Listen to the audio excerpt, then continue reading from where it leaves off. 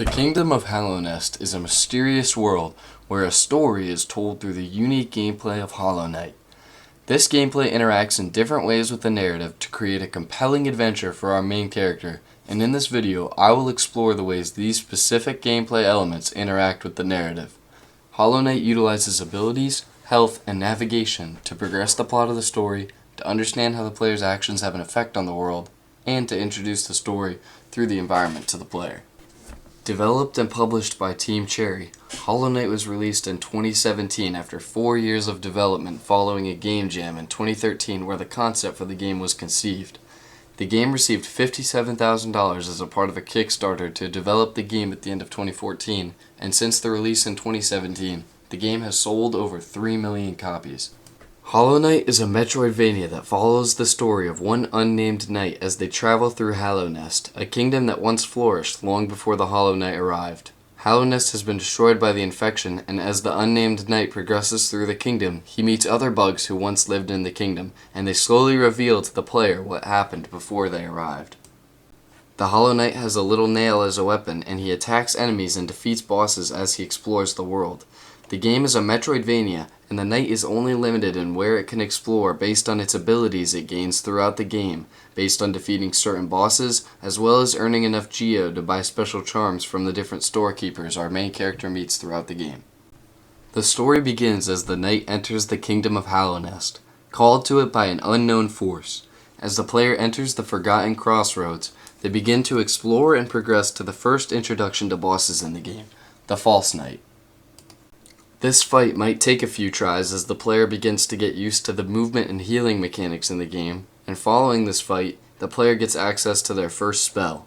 The Vengeful Spirit spell allows the player to gain access to a previously blocked off path leading into Green Path.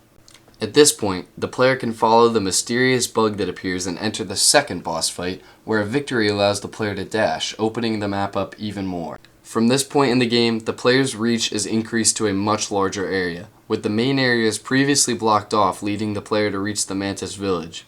This is where the game completely opens its plot progression to the player. Once the Mantis Claw is reached, the expanse of the map feels limitless. There are few areas at this point the player cannot reach. At the start of the game, the player is led by the game through a fairly linear path. There is exploring to do, but there are many dead ends until the player reaches Green Path and reaches the Mothwing Cloak.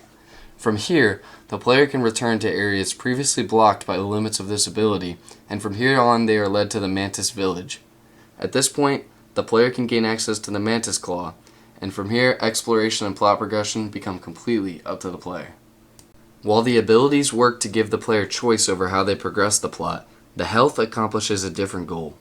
As the player plays through Hollow Knight for the first time, they will encounter a lot of deaths. This can be extremely frustrating because death in Hollow Knight is unique compared to many Metroidvania games. The developers stated, "One of our big focuses was always giving the players plenty of options for forging their path forward, so if they encounter a difficult foe or get stymied by a tough area, they can always withdraw to town, gear up, and choose somewhere new to explore. The advice for the game is probably just to keep exploring, and don't hesitate to leave a challenge for later if it's frustrating you." While the developers encourage exploration, they certainly make it difficult. While most Metroidvanias allow for the player to die to a boss or not be able to get through a hard platforming section and go somewhere else when they die, Hollow Knight uses this as an ability to tell a story with the deaths in the game. When the player dies, a shade replaces their body where they previously died. This shade contains all of the knight's geo, and for the player to move on through the game without permanently losing that progress, they must kill their shade. While there may be some flaws with this idea in terms of gameplay and how it affects a player's ability to explore, what it does do is give the player an idea on what they are. The player is not explicitly given information about the character they control, and aside from world building through environmental storytelling, the game has no way of describing to the player what they are. So through these deaths, there is a story being told, such as how an NPC in Dirtmouth returns the shade to the player and explains to the player that they are creating stains on the world. With this NPC being in the beginning town of Dirtmouth, however, it makes it almost more difficult at times to return there and retrieve the shade. Because of this, the player must return to the spot they previously died, encouraging them to try whatever they were doing again and again and again. While this may be frustrating, it makes it so much more satisfying when you finally beat something you have struggled on for way too long. Back to the shade interaction, this can only be further understood when the player reaches the abyss and learns what they are. This goes into how the player must explore to achieve a lot of the details in the story, as the environmental storytelling forces exploration to understand a lot of the game. This is another unique fact about the game. The developers barely ever force the story onto the player. They may never reach the abyss, which is a very important area for the player to understand the story of the world, but if the player never attains the King's Brand item, they will never open the seal, and the game is beatable without them doing so. If they do open the seal and reach the abyss, they can gain the Shade Cloak Dash ability. If the player did not previously reach the first half of the King Soul, and then achieved 1800 Essence, and then defeated the insane platforming in the White Palace Dream to reach the second half of the King Soul, then even more story is locked off from the player in the form of the Void Heart. This completely changes the ending of the game, and the developers don't care if the player ever sees this. There are even more details the developers don't hand the player. The player may never reach the Stag Home or the 3 Nailsmiths. They may never find the White Lady or find the Kingdom's Peak above Crystal Nest. These are all parts of the game that add up to building up the world and understanding the infection and the radiance, but without navigation and exploration, a player will never understand these things. This wasn't done without purpose, however. A developer for the game told an interviewer that the game doesn't really prompt players to find these things, and they aren't concerned if they don't. The game isn't meant to show players every detail. It becomes more personal to the player if they discover something not every player would necessarily see.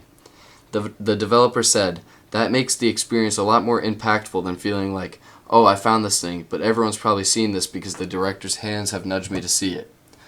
After I beat the game without the Void Heart, I knew I was still missing stuff, so I went back in, and getting a separate ending for reaching this Void Heart is a special moment because you know you did something not everyone could, and you weren't led there by anything other than the need for exploration. To me, that is what makes Hollow Knight special. When exploring the game, you constantly are met with items, story elements, and are rewarded for that exploration. The way the game encouraged me to complete every part of the game was so different to anything I have ever played. And so when I finally beat the game at 112% completion, having explored every part of the game, and gotten every ending, and got the last thing I was missing, it was almost bittersweet because there's nothing left for me to see.